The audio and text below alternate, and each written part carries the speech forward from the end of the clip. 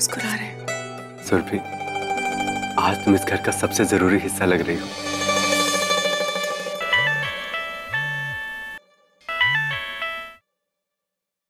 Hello. मुंह से झूठ ना निकले। कलिका सिंह बोल रहे हैं। अबे जरा सुरभि से बात करा सकते हो हमारी? जी, तुम्हारे पापा का फोन है। लो।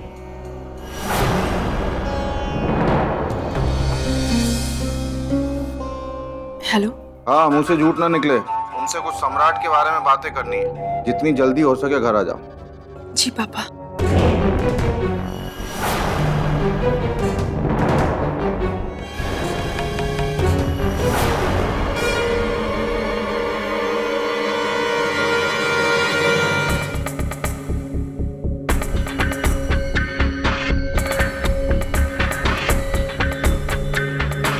आ गई बेटा।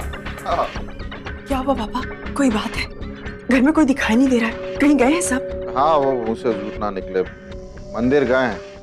तुम्हारी मम्मी लेके गई सबको रत्ना की आत्मा की शांति के लिए, और सम्राट को लेके भी सब परेशान है, तो उसके लिए भी प्रार्थना करने गई है कि भगवान कुछ कर। तो थोड़ा देर हो जाएगा उनको आने में। पापा, आपने फोन किया था, कोई जरूरी बात? हाँ बेटा, वो तो बैठ बेटा, बैठ बैठ।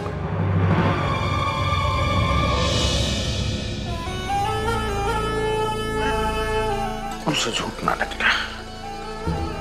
बेटा, सम्राट को लेके मैं बहुत परेशान हूँ आजकल। बिन माँ के बच्चे को पालना संभालना इतना आसान थोड़ी होता है, और इस घर में ऐसा कोई भी नहीं है जिससे सम्राट संभल सके। सबने कोशिशें कर ली अपनी अपनी। तुम्हारी माँ है, वो लगी रहती है बेचारी, संभालती है, लेकिन वो भी कब तक संभालेगी है? सम्राट की सूनी आंखें तलाशती रहती हैं अपनी माँ को। एक खालीपन आ गया उसके जीवन में। सम्राट के जीवन के खालीपन को भरने में तुम हमारी मदद कर सकती हो। बस इसीलिए हमने तुम्हें यहाँ बुलाया। पापा, अगर हमारी मदद से सम्राट की जिंदगी का खालीपन दूर हो सकता है तो हमसे जो बन पड़ेगा हम वो करेंगे। पापा, हमें बताइए ना कि हमें क्या करना है। अच्छा लगा तुम्हारे मुंह से सुन के। उसे झूठ ना निकले। हम ये चाहते हैं कि रणविजय और निधि की शादी हो जाए।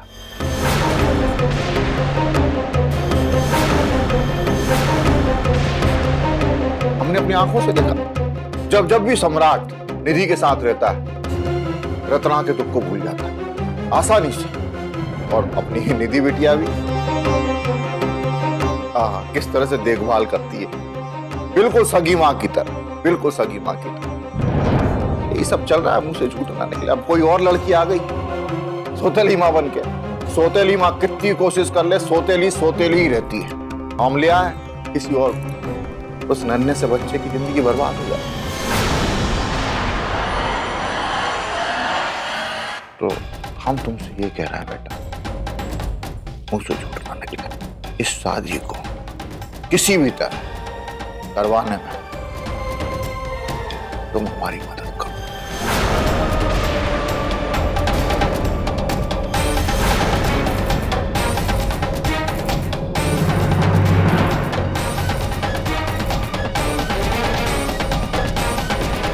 नहीं पापा, ये शादी नहीं हो सकती। रणविजय भैया और निधि की उम्र में बहुत अंतर है, और वैसे भी सम्राट की जिंदगी संवारने के लिए हम निधि की जिंदगी बर्बाद नहीं होने दे सकते। माफ कीजिएगा पापा, इस संबंध में हम आपकी कोई मदद नहीं कर सकते। तुझसे यही उम्मीद थी, तूने अपना रंग दिखाई दिया।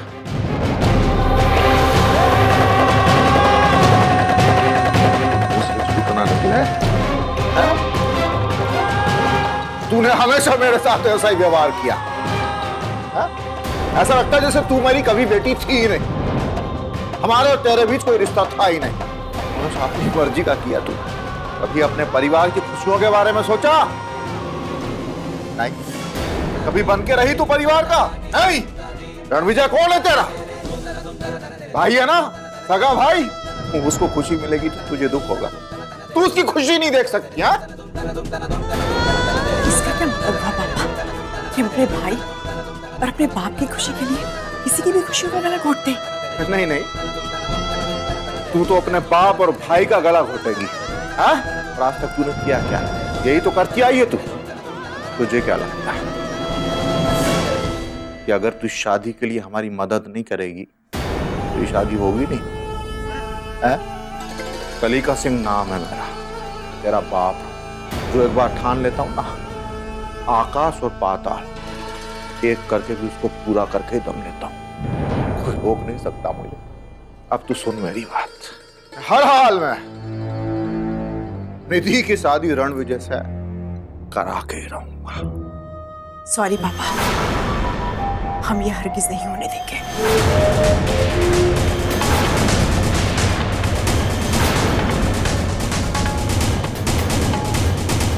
झूठ न निकले और घमंड है तुझे अपने पास।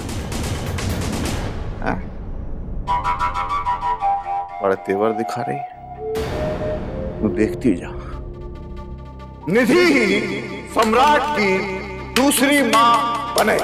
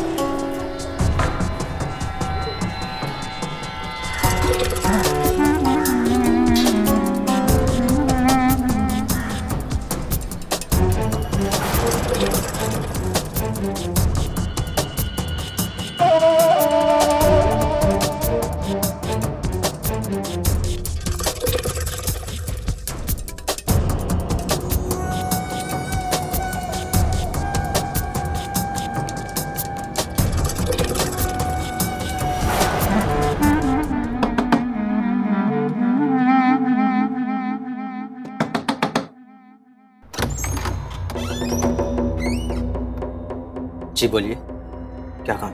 तुमसे कोई जरूरी बात करनी है। अंदर आ सकता हूं? अमरीक के कत्ल के केस से कुछ दिन पहले तुम ही बरी हुए थे ना? सच सच बताना, अमरीक मर्डर केस से तुम्हारा क्या संबंध है? तुम कौन होते हो ये सब पूछने वाले कि अमरीक मर्डर केस से मेरा क्या लेना देना?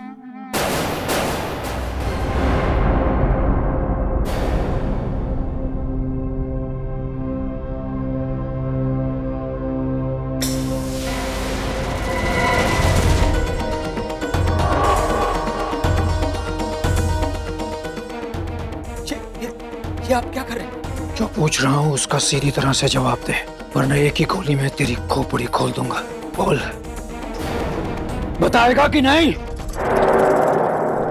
ये आप क्या कर रहे हैं? वही जो एक कुत्ते से उगलवाने के लिए करना चाहिए। मैं अमरीक के मर्डर केस के बारे में कुछ नहीं जानता। झूठ मत बोल, मैं तेरे बारे में सब कुछ पता करके आया हूँ। अब अगर एक सेकंड भी और देर की ना, इधर ही तेरा सर दीवार पर पोस्टर की तरह चिपका दूंगा। बोल। बताता हूँ, लेकिन गोली मत चलाना। उस काम के लिए मुझे पैसे दिए गए थे। किस काम के लिए?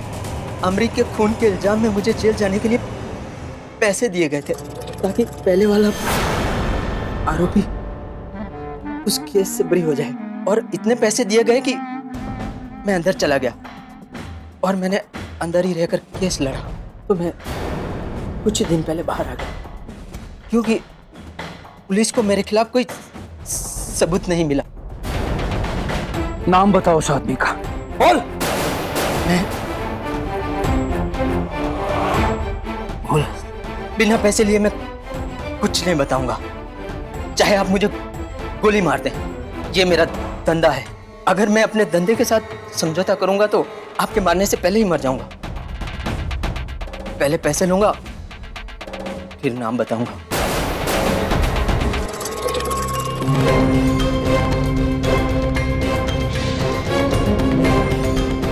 पकड़, जल्दी से उसका नाम बता।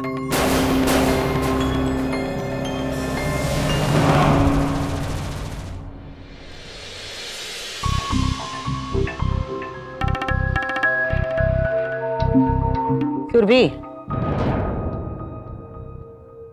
जी माई। चुपचाप अपने कमरे में काहे चली जा रही? तनिक ये तो बताओ कि हमारा सम्राट कैसा है? सम्राट अच्छा है माई, और अब ज्यादा परेशान भी नहीं करता। सुरभि, तुमको समधी जी ने अपने घर क्यों बुलाया था? कोई खास काम था क्या? माँ जी, ये पूछने के लिए बुलाया था कि सम्राट को कौन कौन से टीके कब कब लगने होते हैं। वो वहाँ घर पे किसी को पता नहीं था ना, तो सब लोग बहुत परेशान हो रहे थे। ये सब बातें रत्ना भाभी को पता होती थी, बस इसलिए गई थी मैं वहाँ पे। सम्राट बिल्कुल ठीक है वहाँ पे, अब रोता भी नहीं है ज्यादा। माँ उसका बहुत ध्यान रखती है। आप लोग सम्राट को लेकर बिल्कुल चिंता मत कीजिए, धीरे धीरे करके सब कुछ ठीक हो जाएगा। लेकिन सुरभि, सम्राट निधि को तो पक्का याद करता होगा ना? यहाँ तो वो उसके बगैर एक पल के लिए भी नहीं रह पाता था। तुमसे उसने एक बार तो जरूर कहा होगा ना कि मासी के पास ले जाओ। नहीं दीदी, अब तो ऐसा नहीं है। माँ के पास रह के माँ के साथ इतना हिल मिल गया है कि निधि का ख्याल भी नहीं आता उसे। ये तो बहुत आश्चर्य की बात है। जिस निधि के बिना सम्राट एक पल भी नहीं रहता था, जिसके हाथों के अलावा और किसी के हाथ से मुंह में एक निवाला तक नहीं लेता था, उसे 2 ही दिन में भूल गया, याद ही नहीं करता। हमें इस बात पर बिल्कुल विश्वास नहीं हो रहा। मुझसे झूठ ना निकले, आपको विश्वास करना भी नहीं चाहिए। हम बताते हैं सम्राट कहाँ है।